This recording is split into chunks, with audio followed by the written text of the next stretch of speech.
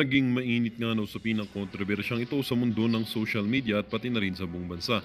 Isang napakalaking balita ang gumulantang sa publiko. Si Secretary Crispin Bonjing Rimulya ay napipintong sisibakin sa kanyang pwesto bilang kalihim ng Departamento ng Justice o DOJ matapos ang kaliwat kanang kontrobersya na bumabalot sa kanyang termino. Ayon sa mga ulat, ang pagbagsak ni Rimulya ay bunga ng mga akusasyon ng kawalang kakayahan at umano'y pakikisangkot sa mga kasong may halong politika. Bukod pa rito, inuugnay ang kanyang pangalan sa iba't ibang isyong bumabalo sa departamento kabilang ang mabagal na pag-usad ng mga kaso at mga aligasyon ng paboritismo. Dagdag pa rito, tila naging mitsa rin ng kontrobersyal na kaso ang kanyang anak na naugnay sa Bushabs na nagdulot ng malaking batik sa kanyang kredibilidad bilang isang opisyal ng gobyerno. Sa kabila ng kanyang pagtatanggol sa sarili, tila hindi na ito sapat upang mapawi ang tiwala ng publiko. Samantala, usap-usapan na rin ang maaaring pumalit kay Rimulya. Maraming progresibong grupo ang nananawagan na pumili ng isang mas maaasahang leader na may malinaw na track record upang muling ibangon ang imahe ng DOJ at may sulong ang tunay na hustisya. Para sa marami, ang pagbagsak ni Rimulya ay patunay na karma is real. Maraming Pilipino ang umaasa na ang pagbabagong ito ay magbibigay daan sa mas maayos at patas na pamamahala sa sistema ng hustisya sa bansa. Well, para nga sa kabuang detalye ay panoorin na lamang natin ang buong video. At kung hindi ka pa naman nakapag-subscribe sa ating channel ay mag-subscribe ka na para lagi ka namang maging updated sa ating mga bagong videos na ina-upload araw-araw. At syempre mga kaibigan, huwag din pong kakalimutang mag-iwan ng like at i-share ang ating mga videos.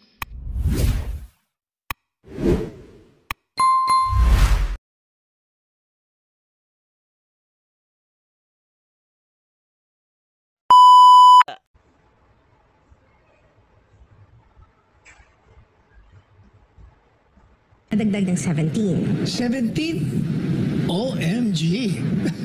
Wala na. May talagang malaking problema kasi 17. That's what I heard. It's going to be 17 bases all over the country. Yes. And it's bad. It is really bad. You have converted the entire Republic of the Philippine Islands into a US base. so pag may kalaman itong mga Amerikano, sama na tayo dyan. At since malapit lang tayo doon sa mga kaaway niya, tayo muna yung mabobomba rito. Okay, yan ang panganib. Hindi mawawala yun. Ayan, breaking news mga kaibigan. Naku, Lunes na Lunes. Lunes na Lunes po. Medyo yung balita natin ngayon Talagang nakaka-excite po mga kaibigan dahil Lunes na Lunes. At eto may nabalitaan po tayo mga kaibigan, breaking news. 17 na EDCA sites ang idadagdag. What? Oh my God! 17 na EDCA sites mga kaibigan ang idadagdag. At sa wakas, etong si Pangulong Duterte mga kaibigan, yung dating Pangulo natin, nagsalita na. At eto, this time mga kaibigan, sa wakas, tumutol po siya guys. Tumutol po siya kasi sobrang dami na daw yan. Biro nyo, 17 17 mga kaibigan na EDCA sites ilalagay sa Pilipinas. Yung buong Pilipinas na yun, ano yun? Di ibig sabihin, pinaligiran na tayo ng pinaikutan na tayo ng mga military base ng US. So, lalo pong delikado mga kaibigan. Talagang lalo pong mamimiligro ang ating bansa guys. Dahil 17 EDCA sites ang nakapaligid sa Pilipinas. Imagine niyo yan, kung magkakaroon po ng isang isang hidwaan lang. Magkakaroon lang ng konting hidwaan guys sa China vis-a-vis with Taiwan. Isang beses lang guys ang mangyayari diyan. Sangkot, siguradong kasama tayo diyan. Kung matutupad po yung 17 na EDCA sites ang ilalagay sa Pilipinas. Kaya tama po si Governor Mambay. Naniniwala talaga ako sa kanya Diba? Sinabi na ni Governor Mamba yan na magdadagdag pa yung mga yan ng mga sites. Ayan, magdadagdag nga. At this time, 17 EDCA sites na po mga kaibigan. Grabe po. At ito pang breaking news. Secretary Boying po ng DOJ mga kaibigan. Naku, ano nangyari? Natatawa ako pero ayaw kong tumawa kasi karma is real Bakit po ito nga DOJ ng sekretary natin na si Boying ay nagkaroon po ng 10 araw na wellness leave. Personal daw. Nako, alam ko na yan. Yung mga leave na yan. Ha? Yung kunwari magli-leave dahil sa health. Nako, alam ko yan. Alam ko yung story na ganyan. Ha? Alamin po yan natin mamaya mga kaibigan. Ha? Yan po pag-uusapan natin ngayon. Pero bagong lahat, kung bago pa lang kayo sa aming channel, mag-subscribe na po tayo mga kaibigan. Huwag niyong kalimutan mag-comment, like, at paki-hit yung notification bell para updated kayo sa aming mga bagong videos. ATF 2.0 po ang aming FB page. Follow, like, and share ng mga videos. At eto na nga, naku, happy Lunes po sa ating lahat. Grabe naman to si Pudin neto, grabe naman ang Lunes. Meron ka agad gusto nang umalis sa pwesto. Natatandaan ko yan. Ha? Ito ha, puntahan muna natin itong breaking news guys ha. Unahin muna natin itong breaking news. Ito, pakita ko sa inyo oh. Ito na oh. Ayan oh. Basahin nyo oh. Ayan oh. Press statement yan mga kaibigan. Kaninang-kanina lang yan no. Bagong-bagong statement yan, mga kaibigan, ng Department of Justice Secretary. Ano na nangyari? Bakit meron ng OIC? Ha? Meron ng bagong OIC or meron ng OIC ang Department of Justice. Asa na si Secretary? Oy, Secretary, ito na ba yung hinihintay namin? Ha? Ito na ba yung hinihintay namin? Kasi mga kaibigan, ang sabi dito, magli-leave daw siya ng 10 araw, yung tinatawag na wellness leave. Ibig sabihin mga kaibigan, meron siyang sakit. Ha? Bakit merong sakit? Nagkasakit daw? Biglang nagkasakit? Tapos magli-leave for 10 days? Aba. Ha? Sounds familiar ba mga kaibigan? Ha? Sounds familiar? Natatandaan nyo? Si Wilkins Villanueva, tinanggal niya dahil daw sa health reason. Oh, sino pa si Wilkins Villanueva? Yun yung humuli sa anak niya, di ba? Oh, bakit biglang tinanggal yun? Sabi daw, dahil daw sa health issues. Oh, syempre, personal, ayaw sabihin. Tapos sabay, wala na pala, tanggal na pala talaga. Permanenteng tanggal na. Ngayon, mga kaibigan, biglang bumaliktad ang mundo. Ito na ba yung sinasabi nating karma is real? Ako ito lang guys hindi ko naman talaga alam kung bakit po siya magli-leave ng 10 days. Kasi ayaw niyang sabihin eh. Pero pag sinabi mo kasing wellness leave mga kaibigan, isa lang ibig sabihin yan. Merong sakit. Anong sakit? Anong sakit? Bakit biglang nagkasakit si Department of Justice Secretary? Aba. Ha? Yan o, basahin nyo. Sige, basahin natin ha. O, yan po yung nakalagay. Ayun o, press statement. June 25 lang 2023. The Department of Justice Secretary would like to issue an official statement regarding our Secretary of Justice due to personal reasons. Wow, personal reasons na naman. Ayan na naman tayo sa personal reasons. Sabihin mo na lang kasi Secretary, ha? Na ano to, diligwa ka na. Tinanggal ka na ba? The Secretary of Justice will be taking a wellness leave for 10 days, effective immediately. Baka siguro nagbunga na yung mga payo ni Attorney Panelo, mga kaibigan. Baka pinakinggan na po si Attorney Panelo. Kasi ito na nakakagulat Alam nyo guys, ito pa ang nakakagulat mga kaibigan. Talagang dito guys, siguradong kikilabutan kayo dito. Sasasabihin ko sa inyo mga kaibigan. Natatandaan nyo, a few days, meron pong isiniwalat. Meron pong nahuli na isang Indian official mga kaibigan. Kung hindi ako nagkakamali. Ang pangalan niya is Amit Prem Chandiramani. Yung nahuli na yun mga kaibigan, nahulihan yun dahil sa possession ng ipinagbabawal na mga armas. Nahuli siya. At ni-raid yung bahay niya doon sa Cavite, Ang nangyari, guys, eto palang Indian official na to, di umano sabi ko, di umano, ay meron pala itong connection kay Lisa Smug at saka kay Secretary Boying. Ha? Secretary Boying po. Ito lang yun ha, itong pangyayari na to mga kaibigan, kahapon lang or isang araw ba yun o kahapon? Tapos biglang itong araw na to, bigla pong itong si Secretary guys ng Department of Justice ay biglang umalis sa pwesto at pinalitan na siya ng isang OIC. So nagulat talaga ako mga kaibigan, anong nangyari? After kasi kinunek ko guys kumbaga parang kumbaga nag-analyze din ako parang kinunek ko yung dalawa. Kasi po may lumabas na balita 'di ba na may nahuli. Tapos di umano sinangkot itong si Secretary ng Department of Justice pati si Lisa Smugs no at saka yung sa PCSO na involved din. Parang gusto yata nilang arborin yung tao na yon. Ngayon mga kaibigan, napag-isip-isip ako. Sabi ko, bakit siya biglang nag-resign or hindi naman nag-resign? Bigla siya nag-leave 10 days. No, itong si Secretary Boying. Sabi ko, bakit bigla siya nag-leave after nung nangyaring insidente doon sa isang Indian official na nahuli at sangkot ang kanyang pangalan? Anong ibig sabihin nito? 'Di ba? Nag-gets niyo guys? Nag-gets niyo yung pag-analyze ko, yung connection niya?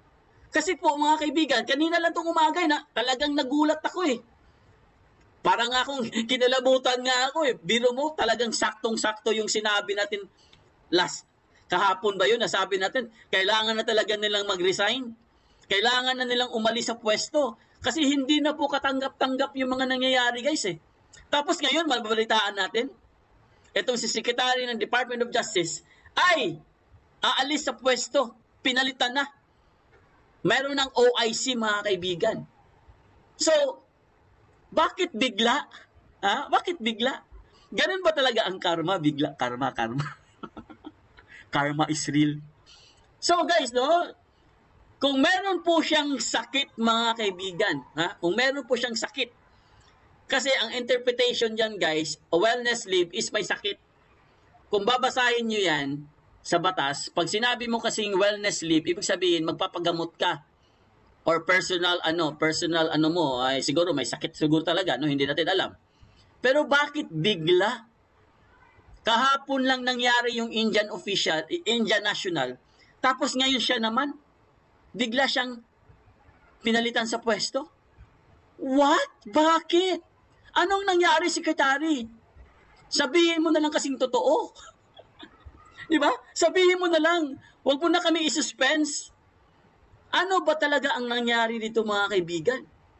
Di ba? Siguro, ito lang sa pagpalagay ko lang.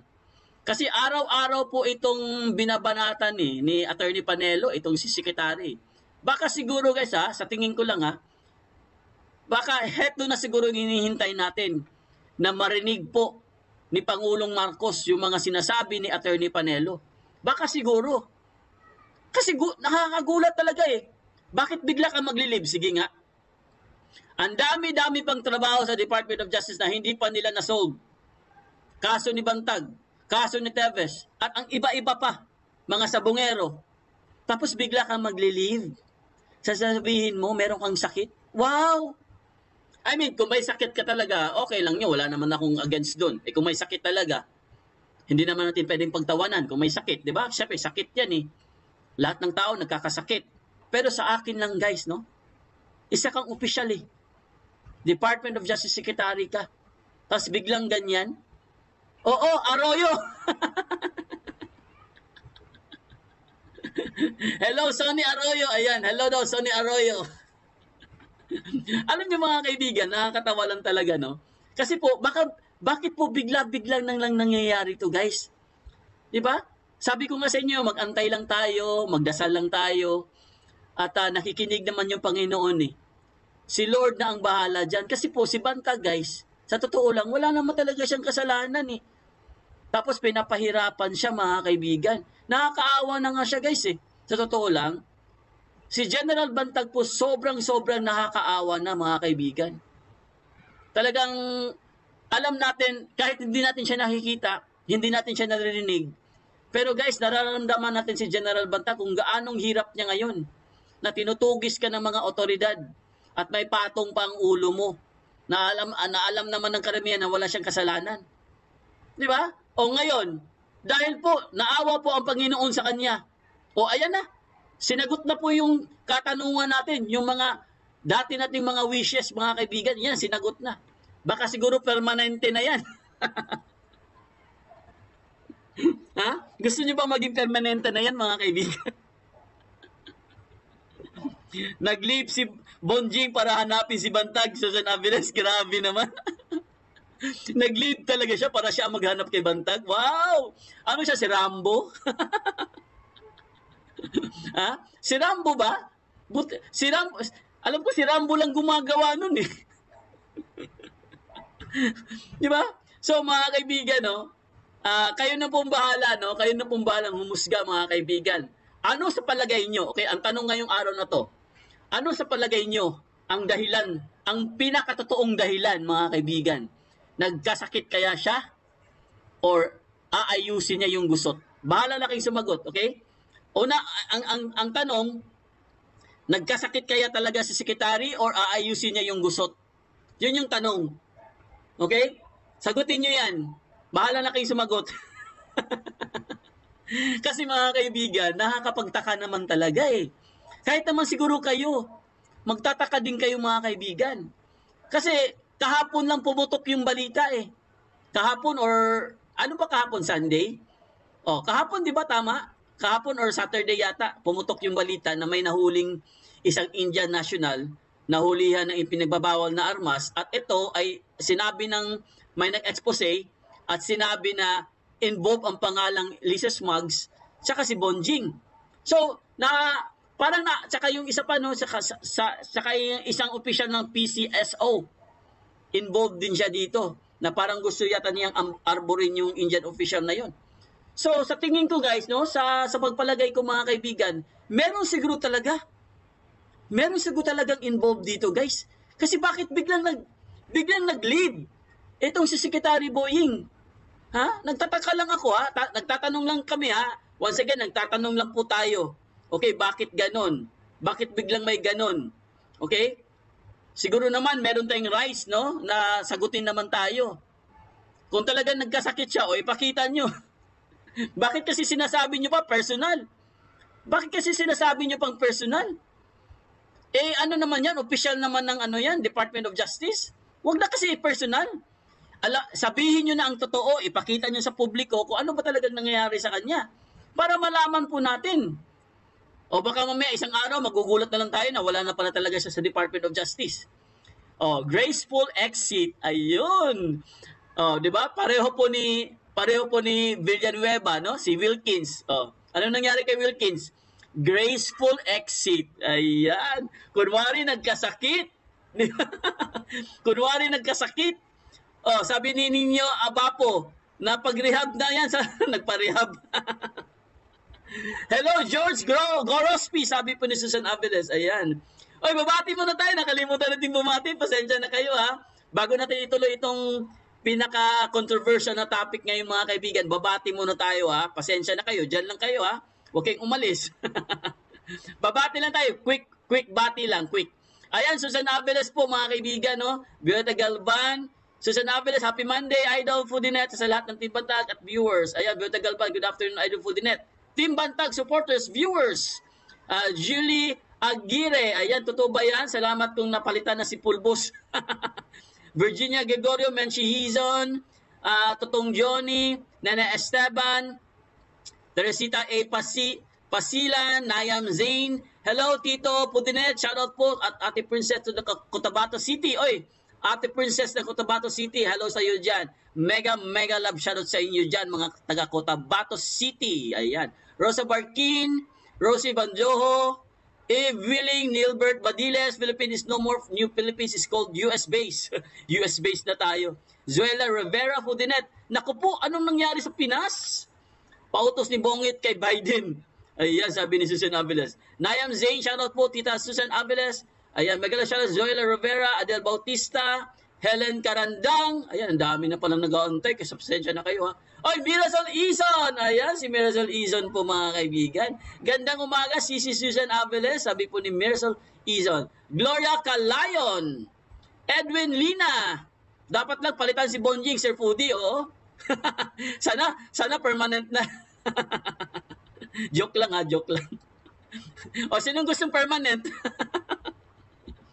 Ha? Sinong gustong permanent?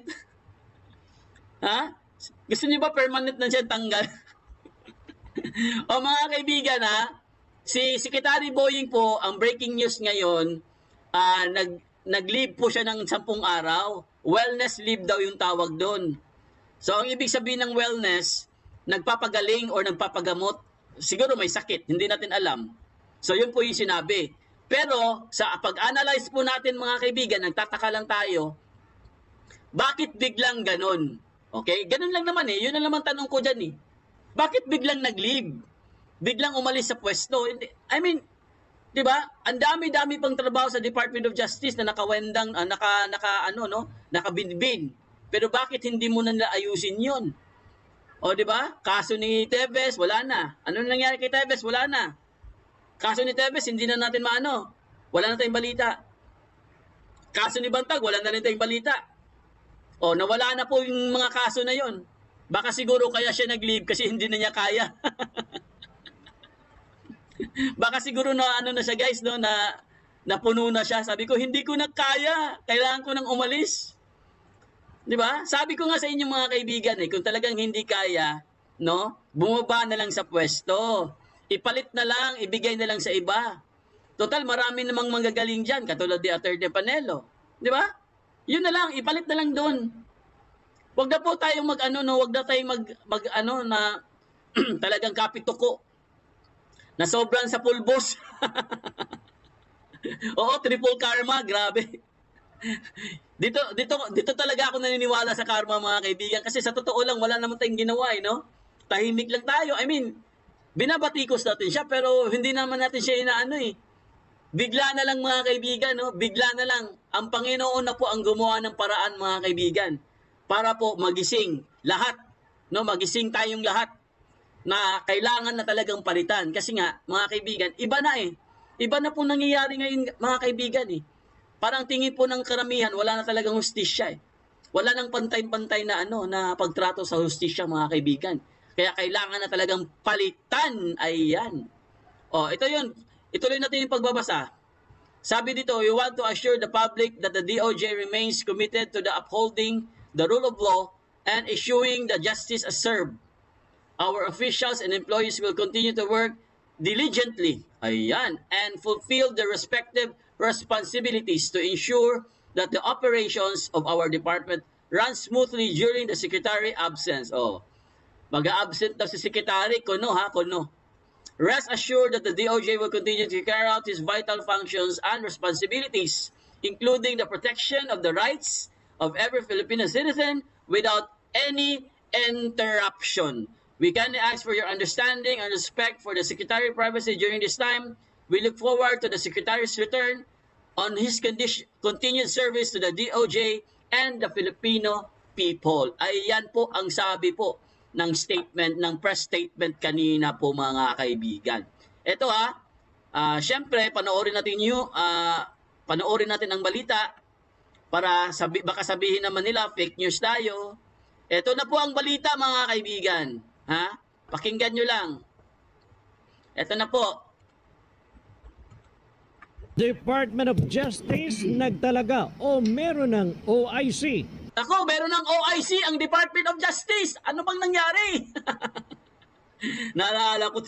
Alam mo, pag nakarinig ako ng OIC mga kaibigan, naalala ko si General Katapang. Hindi ko siya makalimutan eh. 'Di ba? Naalala niyo yung OIC tsaka yung yung acting. Hindi niya alam kung ano ibig sabihin ng OIC tsaka acting. Kaya pag narinig ko yung OIC, natatawa ako, naalala ko si General Katapang eh. 'Di ba? Oo, next na yung mga yan, Wildflower Forest.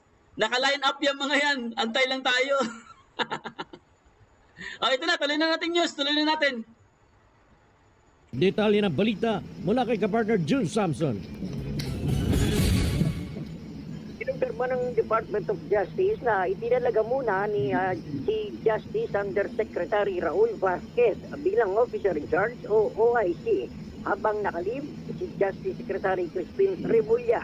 Patay sa abiso ay isasailalim kasi si Remulla sa 10 araw na wellness leave at ito ay dahil sa mga personal na rason o walang partikular na binanggit kung ano-ano ang sanhi ng wellness leave ni Remulla. Kasabay niya na itiniyak naman ang DOJ na mananatili silang committed sa trabaho at pagpapairal ng rule of law o pagbibigay ng hustisya.